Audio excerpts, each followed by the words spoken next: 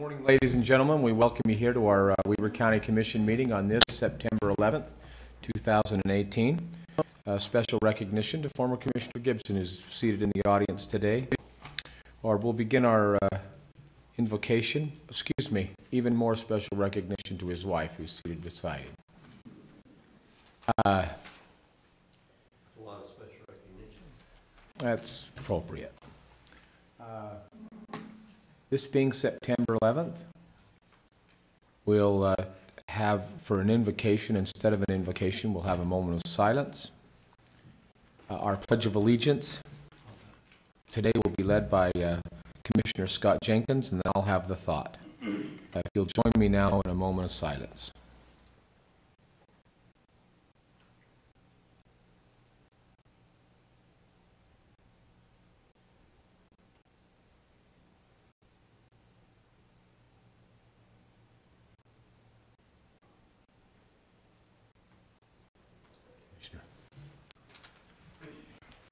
Please stand and join me. Pledge. I pledge allegiance to the flag of the United States of America and to the republic for which it stands, one nation under God, indivisible, with liberty and justice for all.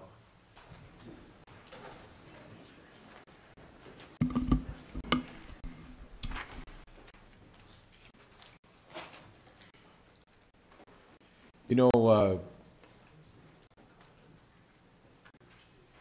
I don't know that there's anyone in this room that won't remember 17 years ago, September 11th. One of those things that happen when you know or you remember where you were and what you were doing when you heard the news.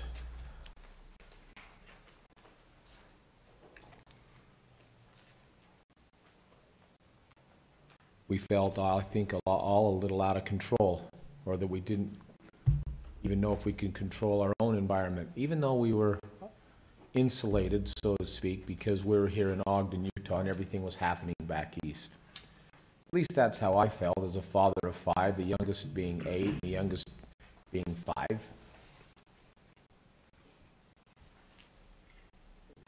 And whether or not even I wanted the imagery on the TV for them to see, but realizing they would see it.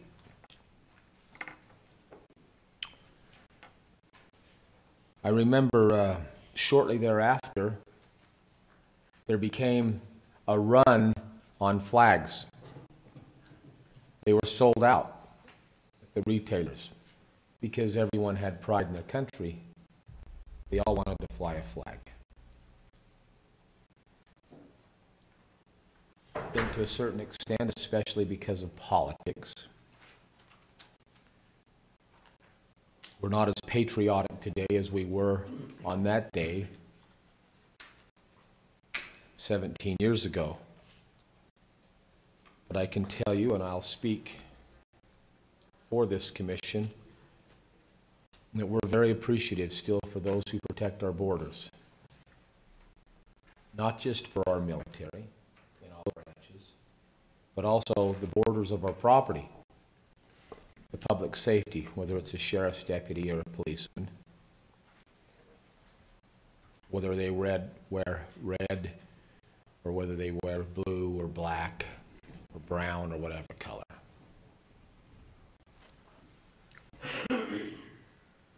Rudy Giuliani said the attacks on September 11th were intended to break our spirit. Instead, we have emerged stronger and more unified. We feel renewed devotion to the principles of political, economic, and religious freedom, the rule of law, and respect for human life. We are more determined than ever to live our lives in freedom. Now that was during right after this had happened. My request today was that we don't forget and remember, or try to remember today and tomorrow what went on 17 years ago. Thank you. In our commission meetings, yes. Great, thank you. In our commission meetings, we've moved the schedule around so public comments can be at the beginning. Before I go to that point, I also want to recognize former Commissioner Jan Zogmaster, who's seated in the audience. We welcome you. These public comments are for the items that will be heard for the consent items, item F and item G on the agenda. Then, following that, item H will be for 2 property issues, and each one of those property issues will have public hearings associated with them. And as much as we're trying to, or will be good or respectful of each other's time, we ask that if you have comments related to one thing or another, you keep them specific to those things. And so, commissioners, we'll move now to item E on the agenda. For the general public, we invite you to come to the lectern up front. Please limit your comments to 3 minutes for the commission to hear. And there'll be a clock. Ernie or Fatima, do you have a clock? Ricky has a clock over there. If you'll be our timekeeper, Ricky. And we'll start that right now. Public comments. Are there any of you in the audience that would have any comments relating to items on the agenda F or G? Please state your name and your address for the thing. I'll have to. I wasn't sure if I was going to hear from the expert first, Mr. Johnson, but my name is Lori Brinkerhoff. I reside at 6205 West, 4700 South, Hooper, Utah. I am going to make public comment on item F2, the request for approval to submit voters the question whether a study commission should be appointed to consider possible forms of county government. As you know, I am an advocate of having this study. I've spoken to this in the past. Obviously, I am in support of a citizen-driven initiative. We're all aware of where this conversation has evolved the past 4 years. We have members in the audience who have supported and led that way. I recognize them and their efforts as citizens to lead the way in this conversation. Yesterday, this was our topic at Weber County Republican Women. Former Commissioner Jan Zogmeister, who also is working on this, she presented the multiple forms that could be adopted if a commission was gone forward. Obviously, I am not of support. I spoke of that in February, HB 224. That was calling for the restructure of county government. I'm opposed to anything that is done top down as that was passed. I question the motives, but with that being said, obviously we're going to deal with what's ahead of us. What is ahead of us is the possibility of changing or expanding the current county commission. Because I like you, I'm going to poke you just a little and say some have referred that a bromance has happened for quite a long time. And many of us in the citizens think maybe we need to end that bromance. Another point is we are expanding our population in Weber County. I believe if we looked at the last 4 years, we've increased from 186,000 to 250,000. I believe are the projected numbers in 2020. As our population grows, obviously it's hard for 3 commissioners to fully represent those growing numbers in the community. Obviously, it's hard for you to manage more in your portfolio.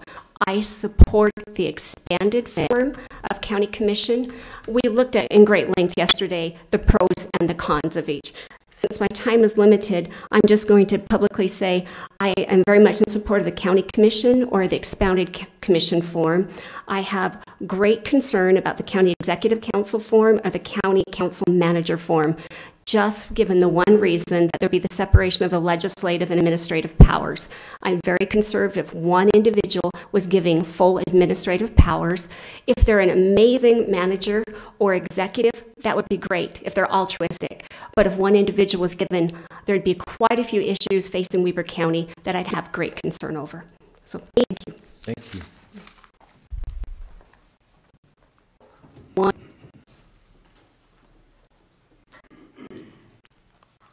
Thank you. I also am interested in the expansion or the change of county government. Excuse me. Can you state your name? Oh, James Johnston, 861 East, 5550 South Ogden. Thank you. Sorry. Very good. as I said before, I'm interested in this, and having been in a very active business for a number of years, and then also been a store counselor, counseling other businesses for a number of years, I would like to kind of support the county executive form of government.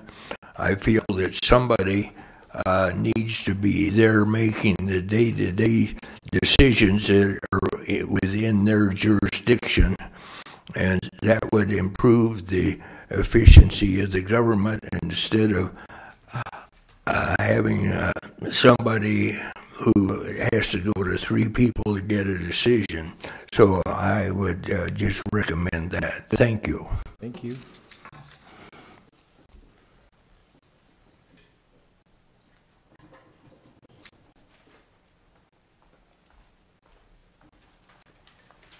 Good morning, Commissioners.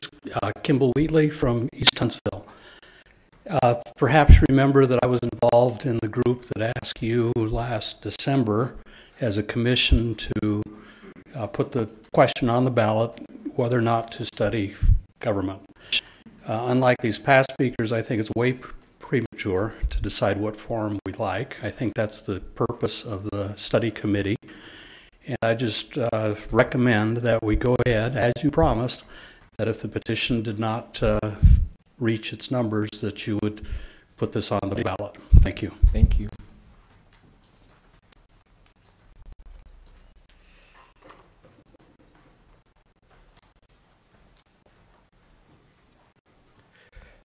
Morning, Commissioners. My name is Oscar Mata, 1025 Tyler Avenue. You guys know me very well. Those that don't, I'm the co-chair of the group Weber County Forward.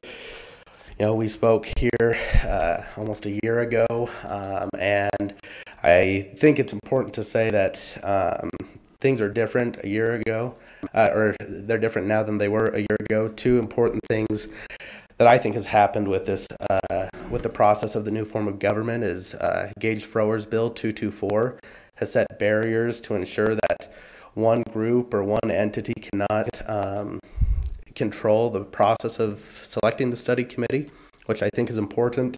And also, this citizen-driven group has educated over 7,500 Weber County residents about the form of government. You'll be surprised how many people didn't even know any form of government existed at a county level. And so we've been educating them, we've been talking to them, and I think it's going to be critical for the next year. It's my understanding that November 2019 is when the study question would be put on the ballot. And, I just wanted to make everyone aware that Weber County Forward will still continue its role of educating the public. And it's my hope that we have an open and transparent process throughout this election to 2019 and after, when we're selecting a study committee. Thank you. Thank you. Question. Commissioner Jenkins. Yes. Thank you. So you guys, as a group, filed for a petition, didn't you? Yes. And whatever happened to that? We've never seen you follow through. You didn't collect signatures? You didn't turn anything in? Well, so we actually did collect signatures. It was roughly 5,000 signatures was what we had. It was our understanding.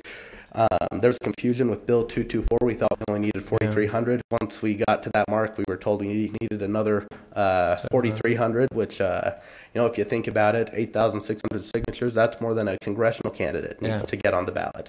That's a large sum, and we came very close, but we did not make it there. So that's why you got caught up in that bill, that House bill. The bill, the fact that there were 6 other ballot initiatives going on, half a dozen candidates here in Weber County were collecting signatures. But, and this is why, I'm in support of the commission putting this on the ballot. Our purpose was to educate the public and to get this on the ballot. And I think that's what we're doing today.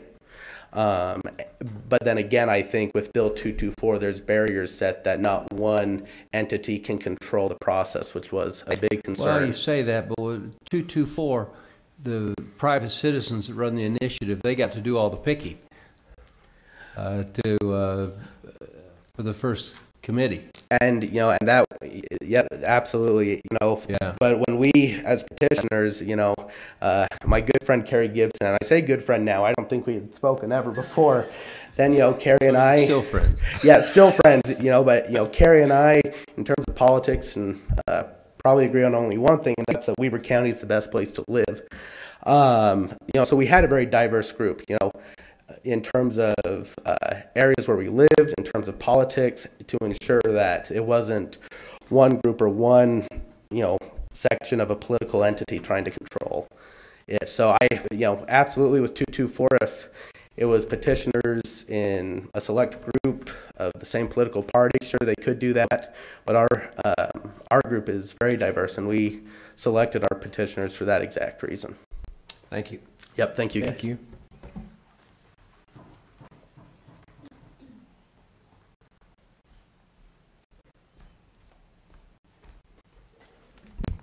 Jan Sockmaster, West Haven. I'm co-chair with Oscar on the Weber Forward.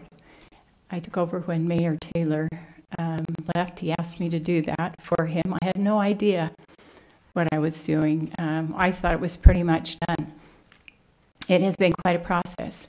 Just coming here today to say thank you for putting it on the ballot and taking this next step. The big step is going to be in the study committee selection. And we have great hopes that there'll be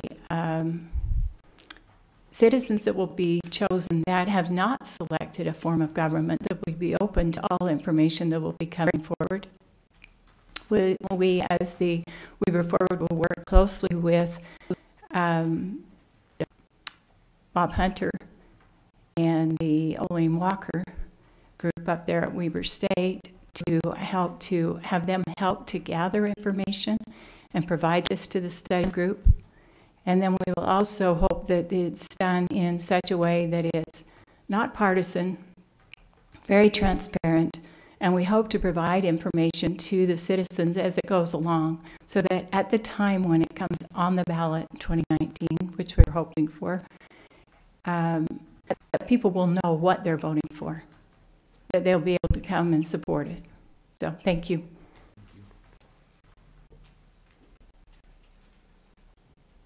Are there any others?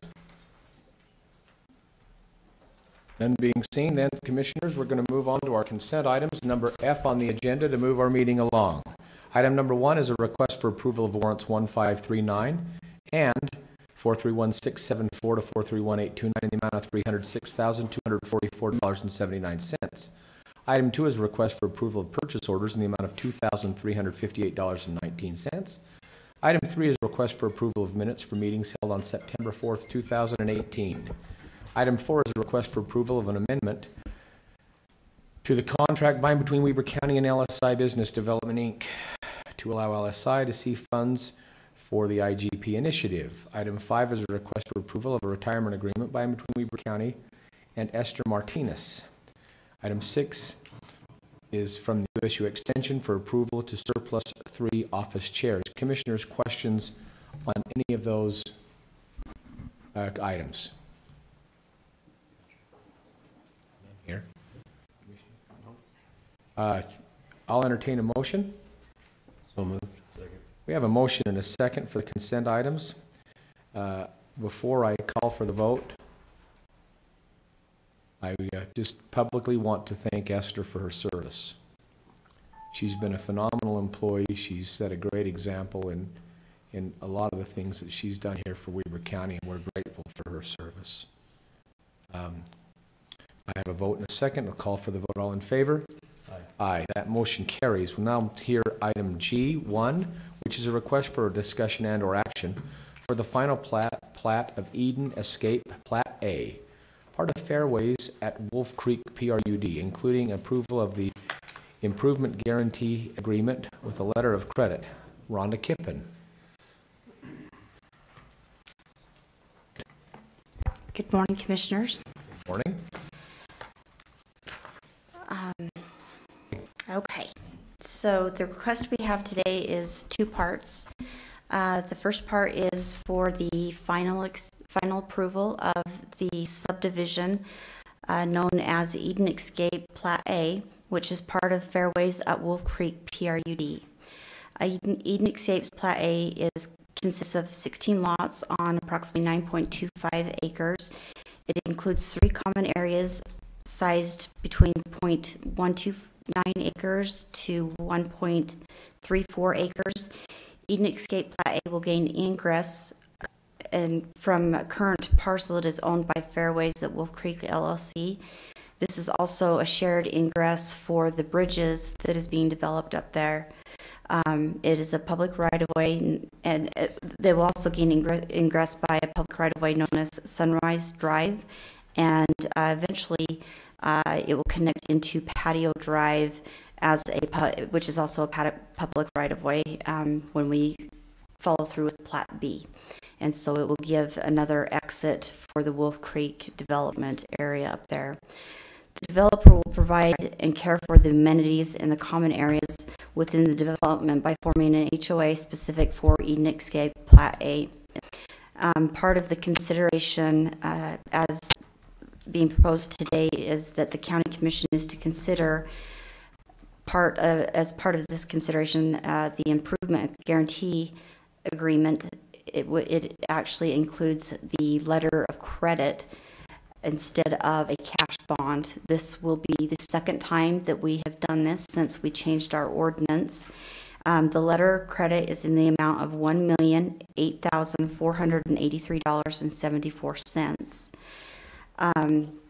I did print up the code so that we could go over it as to what needs to be considered as part of the letter of credit so that we can make sure that we have addressed everything. The engineer's cost estimate for the installation of improvements must exceed $1 million. The applicant, if applicable, and shareholders has a history of positive performance with no incidences of negative performance, and its development-related contractual obligations in the state of Utah, and has a history of positive performance with no incidences within the state of Utah. The planning director or county engineer may require the applicant to provide a performance history for other jurisdictions. With the conversations that I've had with the planning director and the county engineer, they've both had positive experiences with the developer, and so there's no concern there.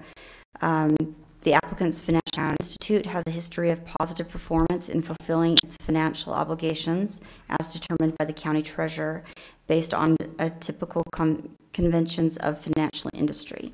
I'd like to bring your attention to the last document in the packet, which is, so it actually is attached to Exhibit B, which is the letter of credit from Capital Community Bank. It is a memo to the treasurer, basically due to the bank's history. The county treasurer was not completely comfortable with this bank. And so we negotiated a settlement with the developer. Most of the improvements have been installed for Eden Escape subdivision. We do have a representative here for the applicant. They can actually give you the current status on the installation of the improvements, but from what I understand, we are within weeks of actually putting asphalt down.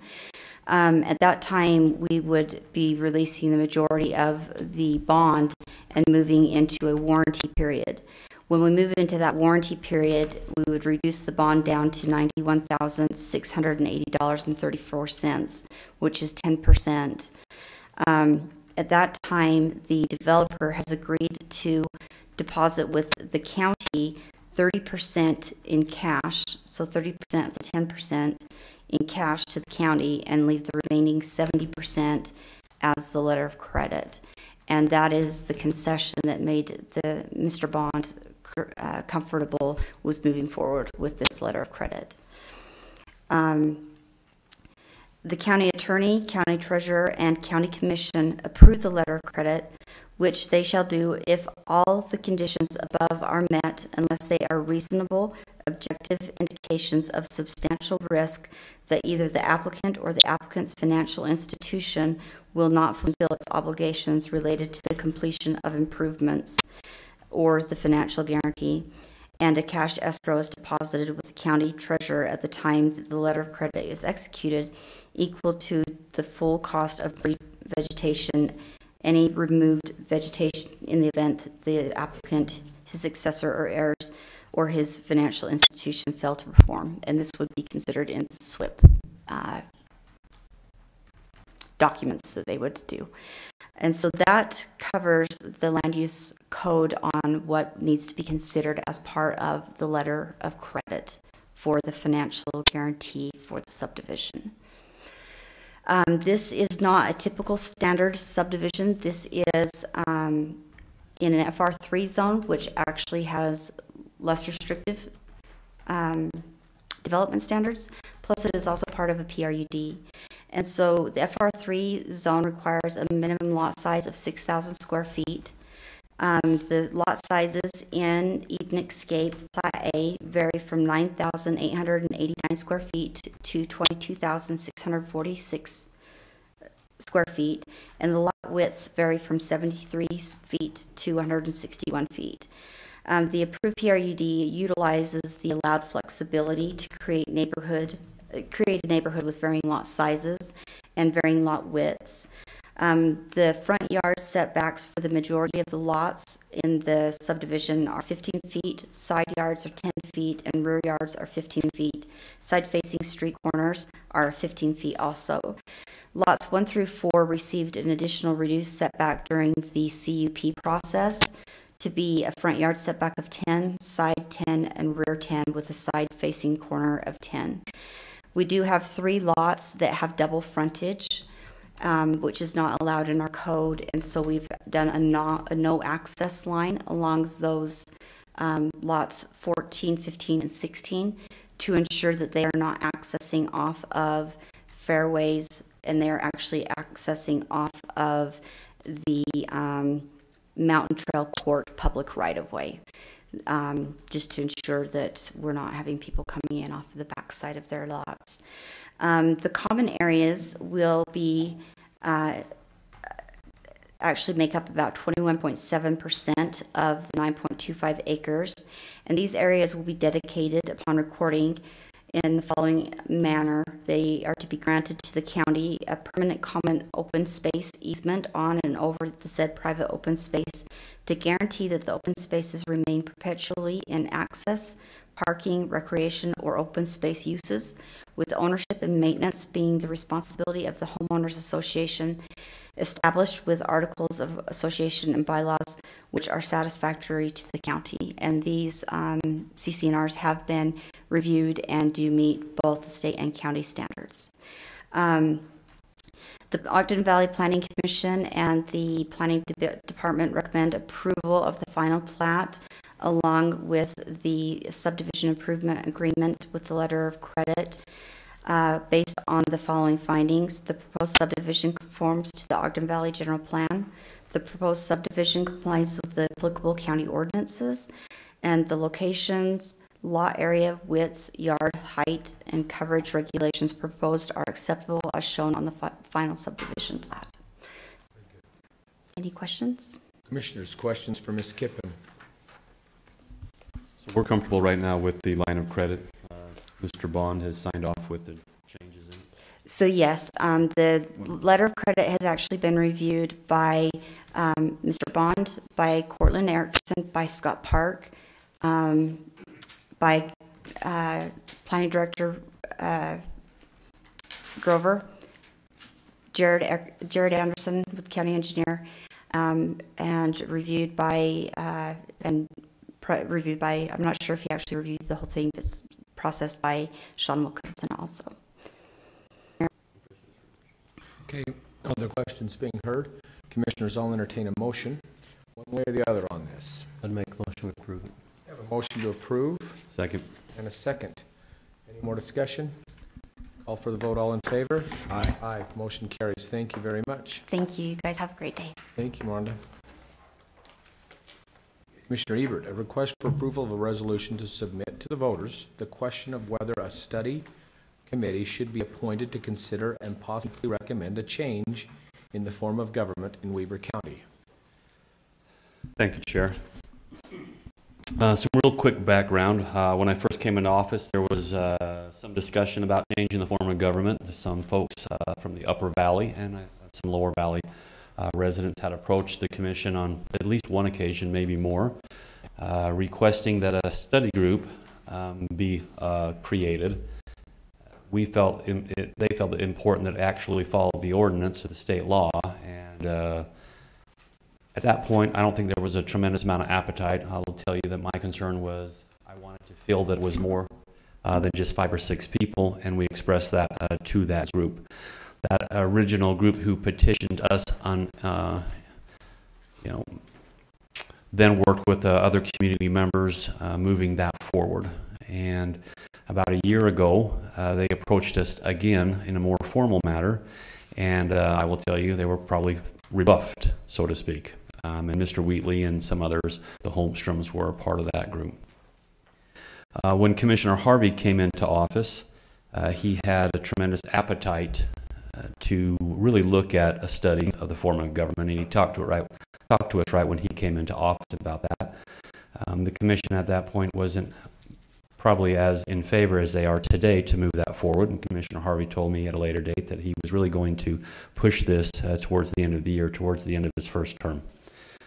And as I talked to him, I felt comfortable moving that forward also with him. So in December of 2017, in a commission meeting, he actually brought that up and said he was ready to start that process and moving forward. Around that same timeline, Weber Forward had been meeting for approximately a year, from my understanding from Mr. Mata, and was in the process of putting together a petition for an initiative on the ballot. And so as we started working with Weber Forward under Commissioner Harvey's direction, we wanted to bring in the original petitioners to be part of the Weber Forward because they had tremendous interest in that, and we requested through Mr. Mata that some of the Weber Forward, some of the Upper Valley original petitioners would be included in that, and they graciously accepted, I believe, Mr. Wheatley into their group. And then there was some concern, as Mr. Mata said, that the commission may be trying or attempting to manipulate. We tried to kind of relieve those fears, but I can understand that for sure, that there was that concern there. And so we passed a resolution in December of 2017, hoping to allow Weber Forward to feel comfortable that if they could not collect those signatures, we would be willing to put that initiative on the ballot. And we, I think, set a date of mid-April to accomplish that. Now, because of House Bill 224, we were not able to do that because there was a moratorium on any resolutions for change of government for 180 days. So today, we are approaching that 180 days, which I believe is tomorrow. And to live up to the resolution that we actually passed, we have this in front of the commission today to pass a resolution to put a question on the ballot to see if the citizens would like to study our form of government to find the very best form of government for this community. So that's what I have for you today, Commissioners. Thank you. Commissioner Jenkins, any questions? Great, I'll entertain then a motion. So I'll make a motion that we put on the ballot for next November a question to the citizens of Weber County on a study group being formed to review and determine if this is the best form of government or if we need to move to a different form of government. Second. Resolution 45. We have a motion and a second for Resolution 45. Fatima, if you'll call for the vote. Commissioner Ebert? Aye. Commissioner Jenkins? Aye. Chair Harvey? Aye. Motion unanimously carries. You can share now.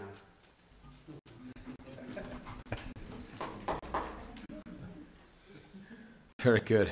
Thank you. Commissioners, we're going to move on to item H on our agenda, which is the first item is a request for a motion to adjourn a public hearing and convene a public hearing. Entertain that motion now. So moved. Second. We have a motion and a second. All in favor? Aye. Aye. Great. We are now in a public hearing. First item will be presented by Charlie Ewert, which is a public hearing to consider to take action on a ZMA 2018-05, a request to amend the Weber County zone map to rezone approximately 15.23 acres from A3 to A2 at approximately 1935 South, 7500 West. Mr. Ewert. Hi, thank you. I've got a presentation. As that's being pulled up, John Price is the applicant for this. The ownership of the property is Mountain View Land and Livestock LLC. It's a 15.23 acre parcel on 7500 West, and it is just to the south of a current A2 zone located in an A3 zone.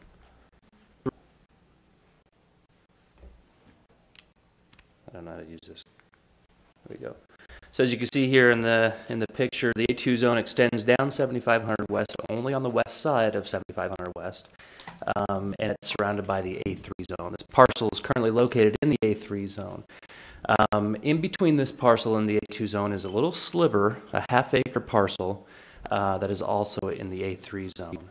The applicant has asked for the entire 15.23 acre parcel, the subject parcel, to be rezoned to A2. The A2 zone allows for 40,000 square foot lots with residences on them. Other types of uses are required to be 2 acres. The A3 zone requires majority of all uses to be 2 acres. Unless they're heavy agriculture, then you have to have 5 or more. So if it is rezoned, sorry, I don't know which direction I'm pointing. Next slide.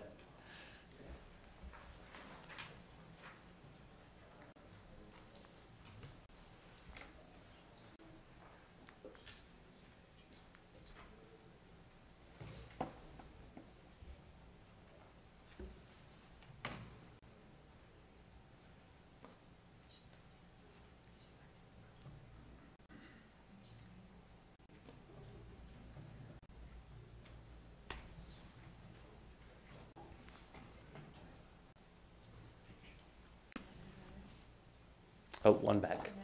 Go backwards Back. one. Op 3, yep. There you go. So if it's rezoned, the zoning map would look like that. I am recommending that the half-acre parcel that's between the two also be included in the A2 zone, just for continuity of that. We have sent notice to that landowner, haven't received a response back from that landowner on it. So if there's concern about rezoning that half-acre parcel to this other zone, it is abutting across the street, the A3 zone, so it wouldn't technically be a spot zone. We could just go around the property if you're concerned about it. It's half an acre, that other parcel, in the A3 zone. It's either a grandfathered lot or a non-conforming lot. We still haven't determined whether or not it was created lawfully under existing ordinances or predates existing ordinances. So I think that if we rezoned it to the A2 zone, we're actually going to be making them less non-compliant than they currently are, which I think would be in their best interest, but I don't want to make that determination for them if they feel otherwise. The request is in compliance with the general plan. You see the subject parcels are there, surrounded in yellow. If you were to read that yellow off to the side, it says as zoned 1 acre and 5 acre lots or cluster style subdivisions. The applicant has given us a concept plan for this particular property. He is asking to not have the concept plan be required or applicable, and just wants to develop under the existing A2 zoning development rules, if he does choose to develop in the future. So Planning Commission recommended approval based on the general plan, and staff have done the same. A few things you guys can do. You can go ahead and adopt the ordinance that's attached to your packet, rezoning from A3 to A2 for these parcels. You can adopt it with minor modifications. I mean, if you want to take out that half-acre property, you can do so, and I'll go back and I'll change that ordinance before you formally sign it, or you can deny a rezone request. That's the presentation. Very good. We'll Questions for me? entertain the questions here in a bit. Okay. Let's move on to item number 3, which is a public hearing to consider an amendment to the 2003. Oh, question? Are you not going to have public comment on that? I am, but it's listed on item number 4. Oh, For that, okay. that particular item. So yes. Thank you, Joe. Make that, so those who have come to participate in the public comment for this rezoning, we'll have that on the next item following, after we've heard this item number 3. Item number 3 is a public hearing to consider an amendment to the 2003 West Central Weber County General Plan and amendment to the adopted zoning map for the following. Take action on a GP 2018-3, a request to amend the West Central Weber County General Plan to enable a commercial rezone at approximately 4311 West and 1200 South. Item B is to consider and take action on a ZMA 2018-3, a request to amend the zone map to rezone approximately 22 acres from A1 to C2 at approximately 4311 West, 1200 South. Charlie, will you please make that presentation? Before he makes that presentation, I would like to make a request that we change the agenda here. And if I want to form a motion, I will. I'd like to move public comment up in front of Charlie's presentation. I want to deal with these one at a time Okay, instead of a big block. I respect that. Would you like to hear Charlie's, so you mean, Right now, I want to go to number 4, public comment for the one that's been presented.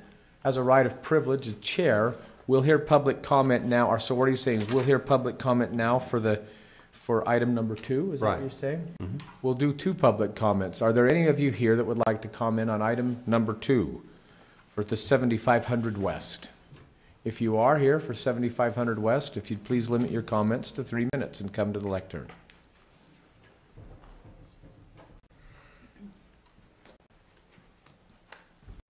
I didn't come for that, but my name's Marion Collin. I live out in that area. I just have 2 questions. I want to know why it's important for him to rezone the half-acre lot. Why is that so important? And the other thing I want to know is, as you talk about this building out there, that road, 7500 West, is very small. And if they do mini cluster subdivisions, I don't know how the traffic on that road can handle it. Right now, there aren't any other exits. It just leads out to the bird refuge. So I don't know. Those are questions I just want to know about, because it just doesn't make sense to me. Thanks. Thank you. Are there any other questions? Charlie, would you please answer her questions? So the half-acre lot, part of rezoning that, we want to make sure when we extend zoning in any direction, we're doing it in a consistent manner. And we want to avoid whether the actual perception of spot zoning, creating a zone for a very specific parcel without considering the entirety of the whole. When you have one zone rebutting another zone, the conflicting uses between the two could be problematic. It's not as applicable in this case because right across the street, you still have the same zone. So it wouldn't be as big of a deal if you're concerned about the half-acre parcel. Just accept it out from the ordinance, and we'll make sure we just go around it with our zoning map. That's number 1. Number 2, 7500 West being pretty small. I do have that actually in your staff report. It is a dead-end road. We have a number of streets that we are allowing entitlements along that are dead-end roads. And so as a point of policy, we haven't specifically said that we're not going to be doing that. If the county commission is comfortable with that policy, this just is keeping with that sort of thing. This would increase the potential density of the area by about 2 times for that 15-acre parcel, going from 2-acre lots to about 1-acre lots, if the applicant chooses to develop the parcel. Okay, go ahead. So Charlie, to her point though, the half-acre lot, you're just including, it really doesn't have anything to do with the rezone. It's something that existed prior. Right. And prior to even the zoning, it just Correct. previous people have allowed that. It was just a half-acre lot that was already there. Right. We are including it as part of the rezone. Sure, I understand that, but she asked that specific question. I want to make sure she understood that. Yeah. Any other questions? Commissioner Ebert. What is the main difference between an A3 and an A2? A3 is a heavier. By rezoning. It's a heavy agricultural zone. It allows some pretty intense agricultural processes, including dairy processing, almost manufacturing-oriented types of agricultural uses. A2 is just a lighter type of agriculture. If you go through the comparison of uses between the A2 and A3 zone that's in your staff report, I've identified everything that's different between the two zones. So you'll see less intensity of agriculture in the A2 zone. A2 also is a little bit more influenced by people, whether it be by development. You can see that by the smaller lot sizes. It's anticipated to have more people in it, and with the intention of having less conflict between heavy agriculture and the people who live adjacent. Oh, you have that already on 7900 West, so it actually meets with what's happening. We're not creating a whole new usage that will have that impact because there's a very large A2 zone already just adjacent to it. Surrounding it, yep. And one of the things we don't like to do is we don't like to do a rezone and then create a non-conforming or an island zone. So it makes a lot of sense to do the half acre. While we're going on with questions on this particular item, Charlie, how many notices were sent to the half-acre property owner? There have been a total of 2 to this point. One, in approximately how they were U.S. mailed, and so how long were they apart? When were they sent? Sorry, ask the question again. When were they sent? They're required to be sent 14 days before the hearing. It was 10 days before the Planning Commission hearing and 14 days before this hearing. Thank you. Commissioners, any others before I move on? Thank you. No questions for you. Thank you. No problem. Then we will move on to item number 3. I'll read that again, which is a public hearing. Never mind. We've read that. We're going to go on to the public hearing to discuss 4311 West and 1200 South. See items number 3, A and B on your agenda. Charlie? Thank you. The applicant's request originated with a request to rezone. It's about a 22-acre parcel located on the southeast corner of 47th and 12th Street, 4700 West and 12th Street. As we were looking at the general plan with the applicant, we found that the C2 zone, which was the applicant's request, wasn't mentioned as an applicable zone for this area. In fact, the general plan specifically says don't rezone to the C2 zone. But it does talk about, the general plan does talk about neighborhood-oriented commercial uses. It talks about maybe rezoning to the C1 zone or using some other kind of planning tool that creates a neighborhood-oriented village of some sort. But it does say that the C2 zone is just a little bit too automobile-oriented for the likes of the general plan. And so in order for to help facilitate the applicant's desire to change this to the C2 zone, we first advised him to go through the general plan amendment process. And he did. He filed a general plan amendment application. It ran concurrent with the rezone and went to the Planning Commission. The Planning Commission, sorry, that would be C2. That would just be how the zoning map changes if the whole thing changes to C2. When the Planning Commission heard this and they reviewed the general plan, they said, well, the general plan says that you can have between 7 and 14 in one spot, 15 in another spot, acres of commercial development at this intersection. There was some perception that maybe that was talking about all 4 corners of the intersection. The general plan doesn't specifically state that. It just says at this intersection. When the Planning Commission was looking that over, they really didn't like the idea of changing the general plan. They said this really should involve more than just the folks who are noticed for this property if we're going to be looking at changing the general plan. But they said we're comfortable with all 15 acres being located on this parcel. And if adjacent landowners across the street or other corners of the intersection want to see commercial on their property in the future, that'll be something the Planning Commission would be willing to consider as well. So it's kind of a first come, first served sort of thing with others following in his footsteps later on down the road.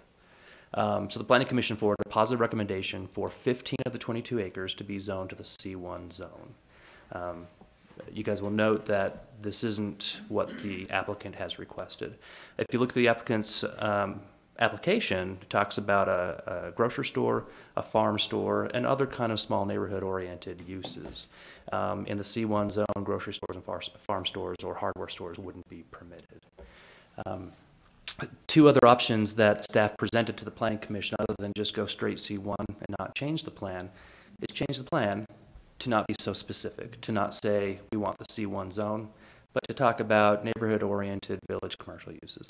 To create a really strong and vibrant, economically viable village, you're going to need an acre or two. A farm store and a grocery store may be appropriate for that. You could still stick with the C1 idea of creating a neighborhood-oriented village, having a couple of anchors, and the rest being neighborhood-oriented commercial, which, as you read through the application, that seems to be what the applicant is asking for. So we presented that option to the Planning Commission with the development agreement. Development agreement restricts the types of uses that can go in to not be above and beyond what the applicant has asked for. It also restricts the sizes. So the farm store, the grocery store, and a couple other things can be fairly good size and in compliance with what the general plan currently says. But all of the other types of uses would be limited in size and scope so that it stays small, neighborhood-oriented commercial. We also talked through that development agreement about other kinds of standards that could be applied to make it match and fit in a little better with the community. It's a big change going from A1, agriculture, 1 acre, to commercial. So there's some design standards that can be applied to help it fit better. The other option that we gave to the Planning Commission is to just change the general plan, say C2 is fine here, and we'll give him C2 and maybe even anybody else who asks for it C2. So the Planning Commission deliberated over that and forwarded the C1 recommendation. So, yeah. So it's C1 on those 15 acres, but there's C2, I see there's two C2. Do they recommend having C2 in those other areas? The general plan says that those parcels